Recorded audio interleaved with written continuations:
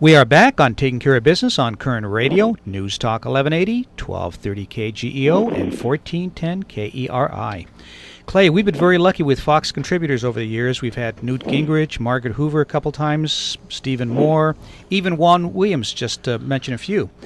But our next guest has been on my short list of people I really wanted to interview. So on the phone we have author and Fox commentator, Dick Morris. Dick, welcome to Taking Care of Business. You know, Margaret Hoover is Herbert's great-granddaughter. Yeah. Yes. Yeah. Many people don't know that. Yeah, she's a sweetheart. We've had her on a couple times. Clay said I have her on because I think she's attractive, but no, that wouldn't be the reason, Clay. So. Well, I think it is. That's a good reason for TV. I'm not sure it works for radio. Does not work for radio. Well, Clay has the face for radio, in case you didn't know. Right.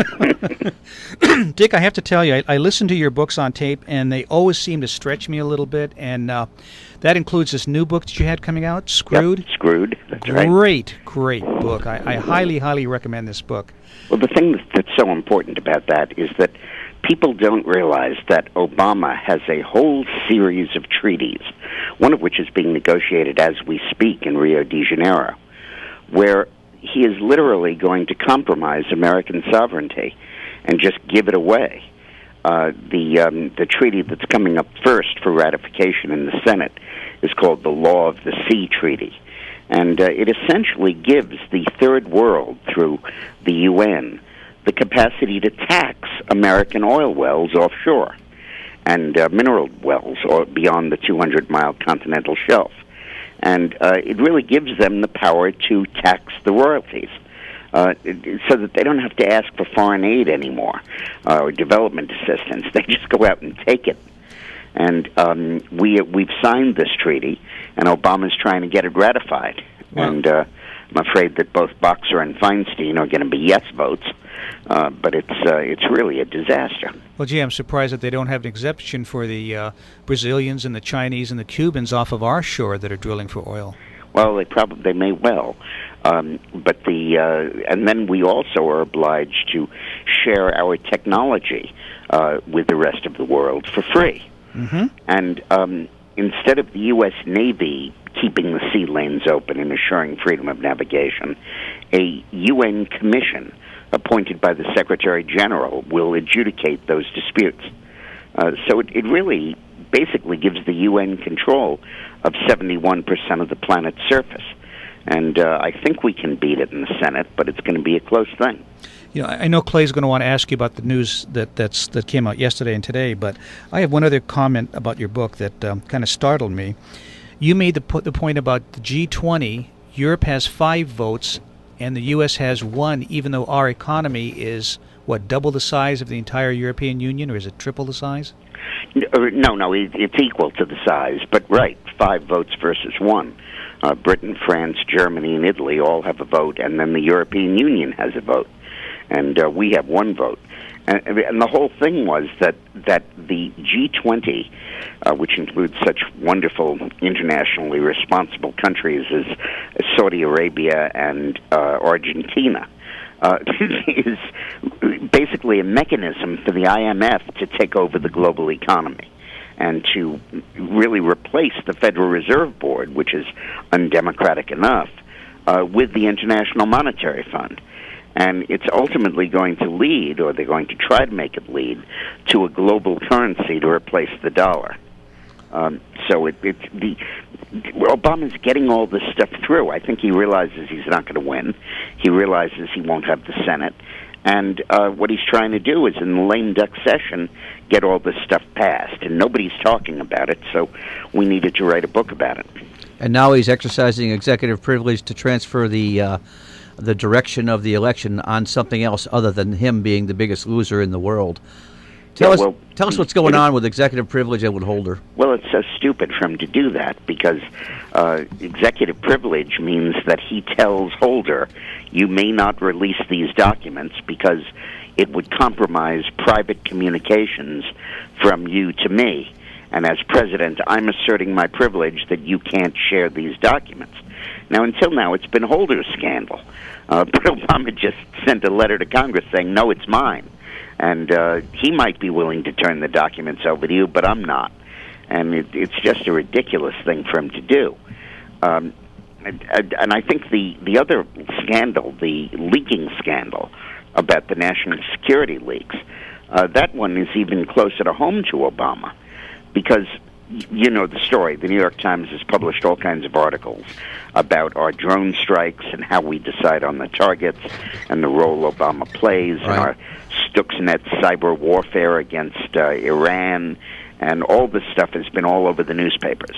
And that Israel is using bases in Azerbaijan if it were to attack Iran, all information our enemies could use.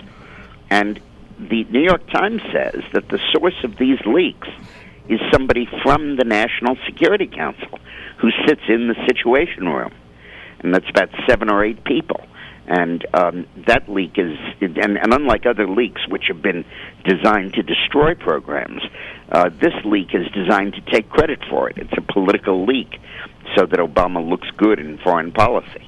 Probably the leaker is Tom Donilon, the National Security Advisor, whose profession is his political consultant. He's about as qualified to be National Security Advisor as I am. But this comes all directly from Obama. Mm-hmm. So it's just called transparency? Yeah, right. Well, the other thing that is fascinating about this is they asked Obama about those leaks, and he said it is insulting to say that anyone in this administration would leak classified national security material. It didn't happen. Okay? That's a flat denial. Now, obviously, Stuxnet and cyber warfare and drone lists and Israeli war plans are classified, obviously. But he said nobody would leak classified material. So what may well have happened is Obama may have declassified it so that it could be leaked and he could get credit for it, because there are not a lot of people that can declassify documents, and the president is, of course, the main one. And Donilon probably wouldn't have leaked a classified document because he's committing a crime. He could go to jail for that, and very possibly would.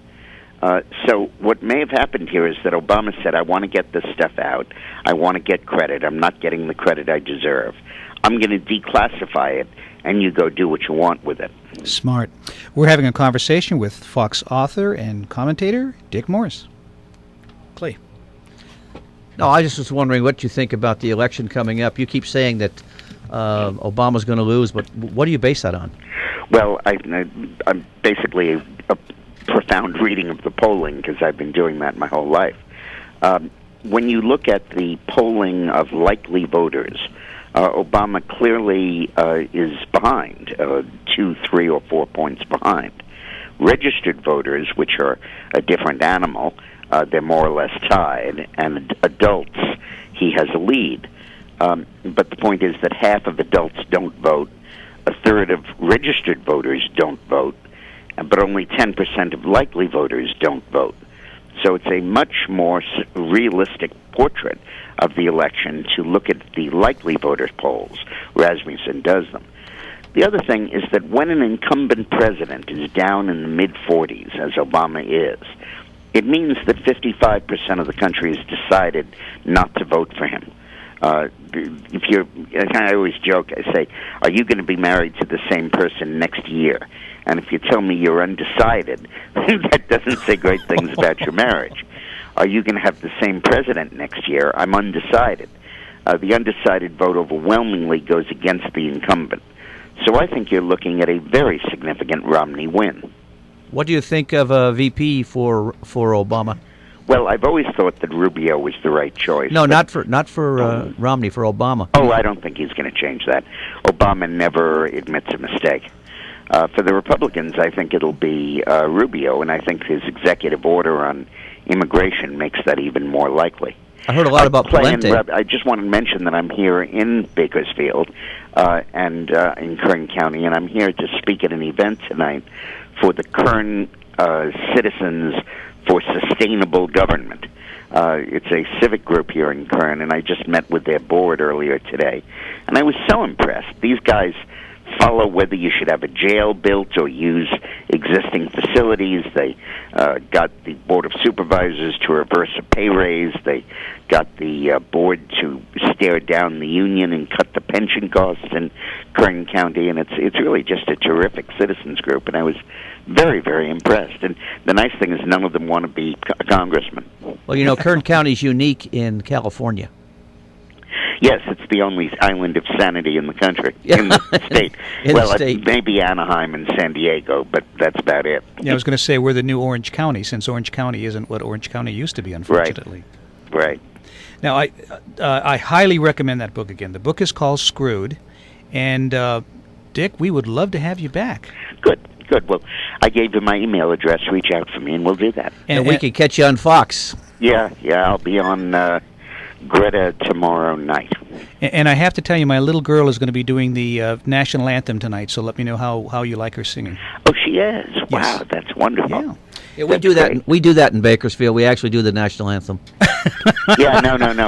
It's not that they don't want to do it in the rest of California. They just don't know the words. I'm thinking more about Washington. Dick, thanks for the time, thanks, and we'll guys. see you soon. Take care. Bye-bye. Take that. We'll be back in a moment on Taking Care of Business on Koerner Radio, News Talk 1180.